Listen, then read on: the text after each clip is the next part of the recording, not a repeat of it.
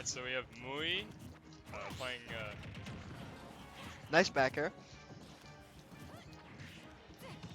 Nice back air, alright. Yeah, and that falling there just does so much for Corrin's combo game. I'm Nice loving mention his with the uses up of pin here. Ooh, this Ooh, calling out the wait switch was out. very, very good there. Ooh. Nice shield.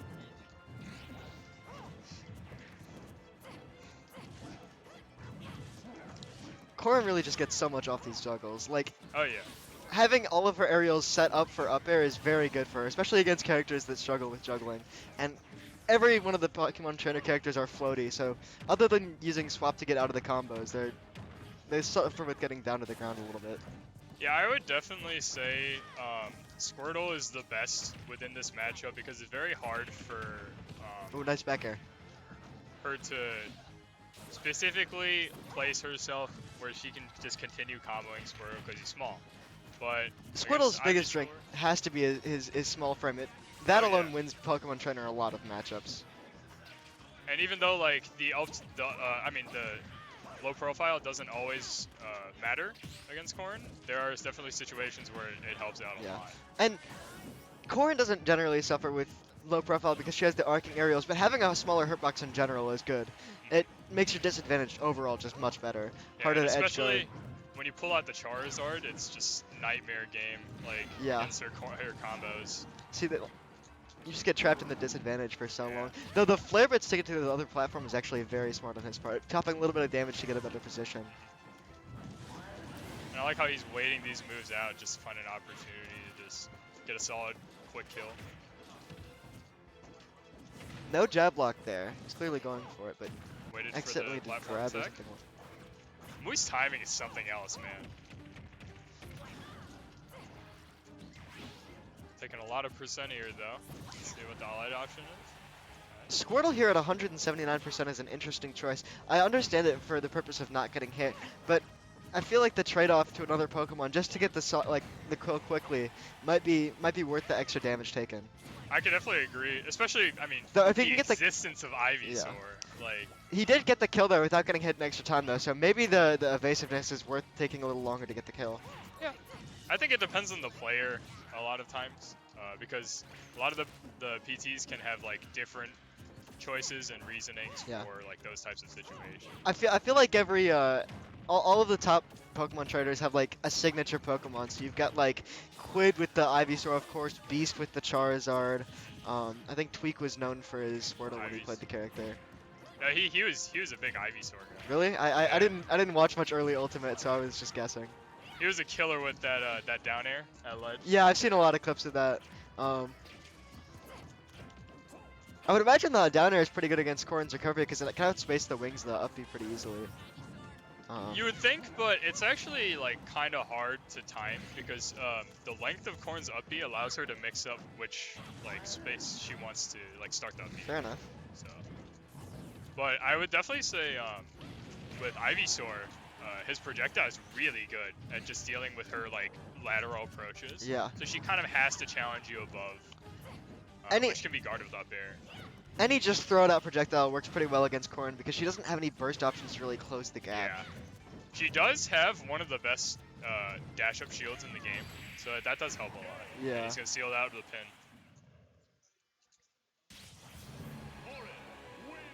Solid first game from Mui, but it was pretty close. I think he's going to switch Sephiroth here. I think he's gonna swap on the win. I mean, Mui did tell me he starts out Corrin. So, if it was close, then I wouldn't be surprised if he pulls out the Sephiroth here. I've been seeing him go mostly Corrin today, but we'll see.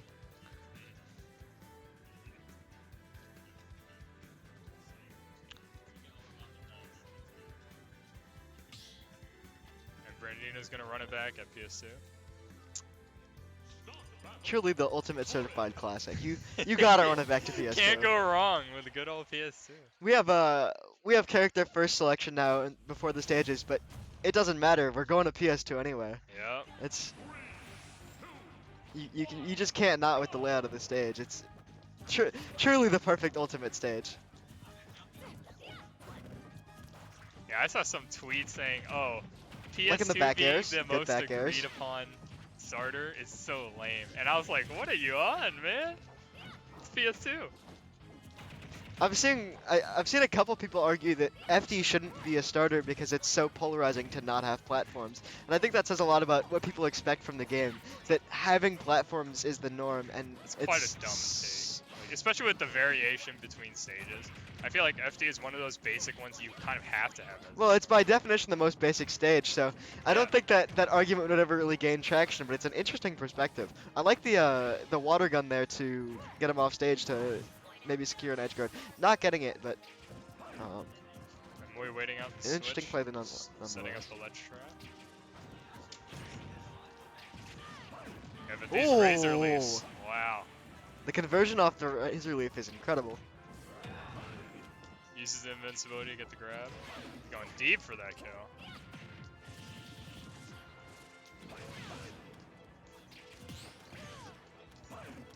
Good parry. And here we go, that falling there, just out of disadvantage. So good at covering Corrin's entire body. Possibly one of the easiest tools in the game to get reversals off of. I mean, possibly one of the easiest characters in the game too. Corrin is really just for babies. Like, this character is truly one of the. I mean, with such large hitboxes and whatnot, you can just throw whatever you want out. There's really no skill involved. I mean, it's too bad that, you know, me brawler players just they require less thinking overall, you know? I mean, the brain power required to choose the right combo route is simply inhumane. Like, it takes somebody on a different level to really optimize brawler to his truest potential. I honestly think that brawler requires negative IQ, so I would agree with you on someone needing a higher IQ to take those combos. Dumbing yourself down past the standard human level takes skill too. You have to. Yeah. It's game 2.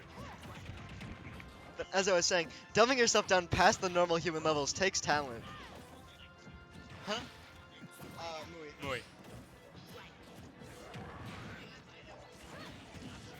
Ooh, the B reverse chomp to catch the recovery was very skillful there.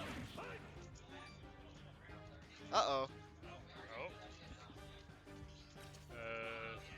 Looks like Mui's controller malfunction.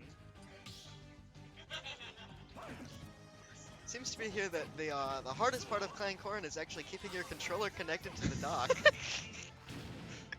Truly one of the problems of all time. Yeah.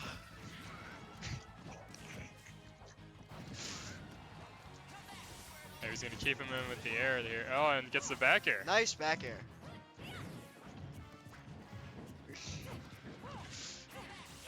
And Brandino using the switch to get out early. You have to be careful with how you use them because it's very easy to catch on to habits with that, get reads with that kind of stuff. And oh yeah. There's so much end lag there, it's very easy to punish. That said, the frame 1 invulnerability is very helpful, so making sure you use that tool at the right times is very important for Pokemon training. And Brandino gonna take advantage of this Squirtle combo game. Gets the falling up air. Oh. Waits out the switch. Gonna try and catch his landing. But nice fair to back air. Going for the chomp on the edge guard, but getting caught with the up smash. Yeah. Brandino takes game 2.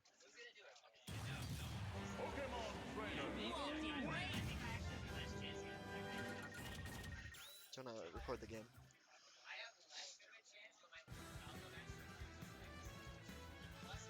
Will we be seeing the PS2 run back? They're pulling out the stage sheet, but they know what the right answer is here. There's only one choice for Smash Ultimate. I mean, who knows? Brandino's the one that ran it back, so maybe Mui might surprise us here.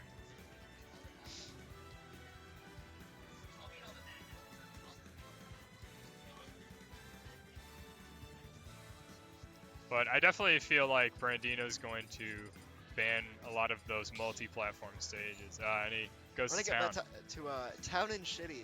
They call it a Cheeser's Yeah. Paradise because of the small side blast zones. And yep, like we see, Sephiroth right here. It's coming out. Well, he's gonna try and close the set out with his I think having signature character. the extra space of Town and City here is really good for Sephiroth because it allows him to use his speed and range to their Oh, fullest for potential to keep. I Pokemon believe that this is probably one of his best set pages. And Just as we were he can talking, cover the space so well. as we were talking about before, the small frame of Squirtle is super important here because Sephiroth doesn't have those arcing sword aerials, so he has to worry about the low profiling much more than Corrin will. Definitely, yeah. Low profiling in general is just a problem against Sephiroth. But we're gonna try to work around it with this Nair. Good air dodge back to the stage there on the down tilt, and the water gun to push him off to get a better positioning. Hard to edge guard Sephiroth's up B with Squirtle, but you'll still definitely take the better position, try to get a ledge trap. But we're back to neutral.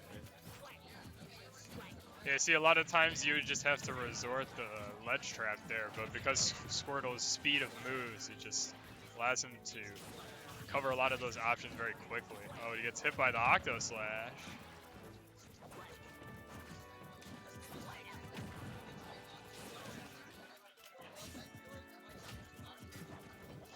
And just this water doing wonders for Brandino in terms of spacing right now.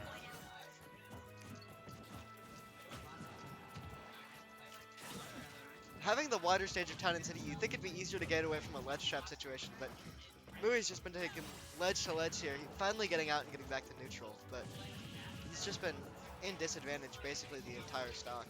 Still hanging on despite Sephiroth's lightweight though, so very impressive on his part. The patience in the corner, not getting caught out by any preemptive options. The down throw taking the stock The down throw there. An interesting design choice. All three of the Pokemon have kill throws, with Ivysaur and Charizard both having multiple. And calling out that up smash with the down air.